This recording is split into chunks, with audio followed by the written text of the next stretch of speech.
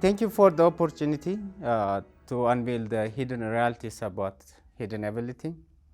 Uh, before 15 years ago, I was very young, energetic, and hopeful to join the work environment. And I was posted in the capital city of Ethiopia, Addis Ababa, and I was excited. But soon after, I realized that it's very difficult and challenging to be a physical therapist where there is a poor awareness about the importance of physical rehabilitation. And we was making little income for life, as well as there was only one university in the country which provides only BSc degree, so that we don't have any opportunity to develop vertically. So this forces most of my friends to change their profession. And I was also studied Master of Public Health, thinking that I can change my profession. But I didn't get the courage to stop working in the clinics and with patients. So I continued working as a clinician in the hospital. It is difficult, but still working. And I try to volunteer myself in some of the non-governmental organizations like Hidden Ability and Forgotten No More. They are focused on providing rehabilitation service for people living with disability. Volunteering there teach me the vicious circle of poverty and disability. If you have some form of disability or a person living with disability in the family, you have a very big opportunity to be poor and so on. And also, physical therapy was the only profession at that time in the country that works in the rehabilitation field. And was facing difficulties sometimes in answering the question from parents of children with disability, like, is my child going to work? Is he going to speak? I know he may not be able to work, but I can provide some working aids like wheelchairs that make him to be able to work. But is this the acceptable answer for the parents? I don't think so. These are some of my challenges, but today I don't want to talk about my challenge, but I want to show the triple burdens of people living with disability in my country. I want to bring two brief stories so that we can able to understand the challenge. The first story is about a father and his profoundly disabled child in the northern conflict. Unfortunately, we are living in the era of conflict where human life doesn't matter in each corner of the world. We have been witnessed watching civilians have been killed, harassed, and injured by conflicts. During the northern conflict, I get the chance to discuss with the regional delegates of Association for People Living with Disability, and we are having discussion about the challenges of people living with disability during the conflict time. And we get the chance to speak a father who spent his time in the active conflict area during the war. He was mentioning three challenges. One, he was not able to evacuate because of his children. That makes them to be injured or killed at any time. But the painful was he couldn't bear the pain looking that his speechless child was covering his ears not to hear the bombing and firing.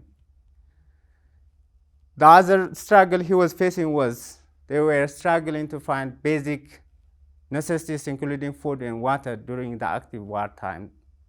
And beyond that, they were harassed and imprisoned by the soldiers because they were suspecting them and asking them why they didn't leave that place. Having a discussion on this, I know there are more than 17% of the community in my country are living with disability, which means there are more than 20 million people having some form of disability in the country.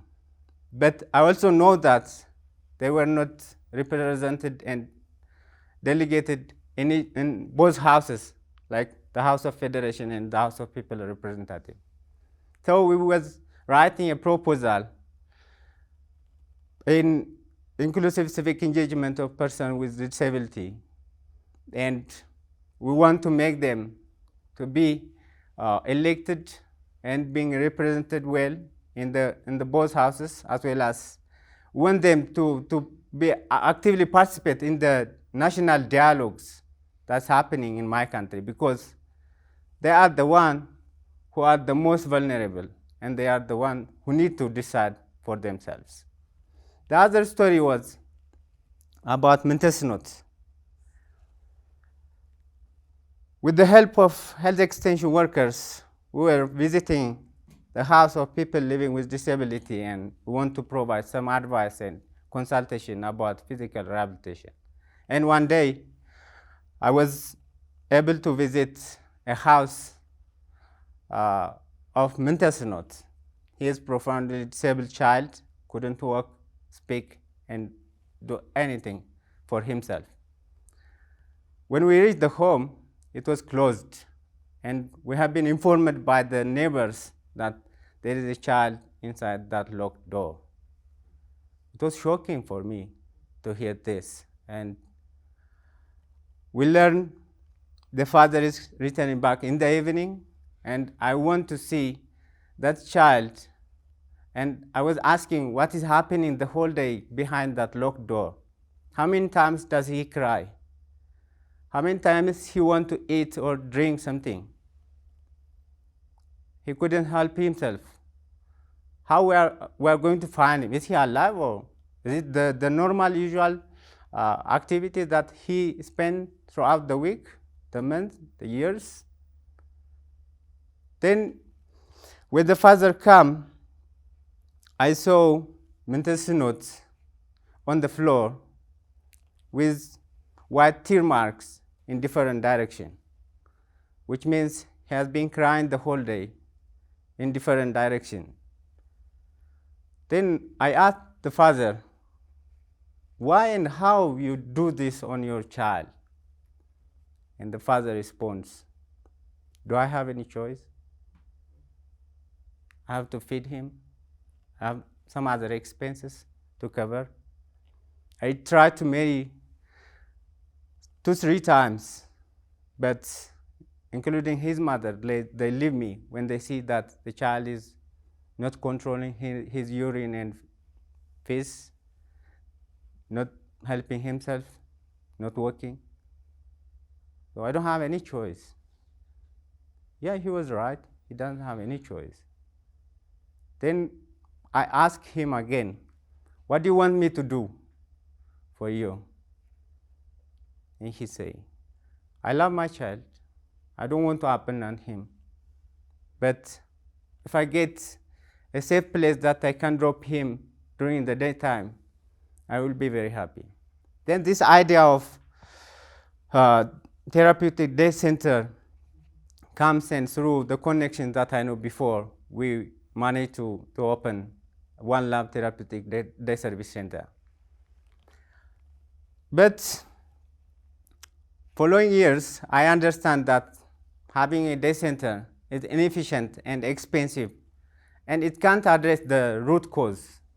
So I started thinking about early detection and screening of children with some form of disability, so that they can get early rehabilitation in their home with their parents.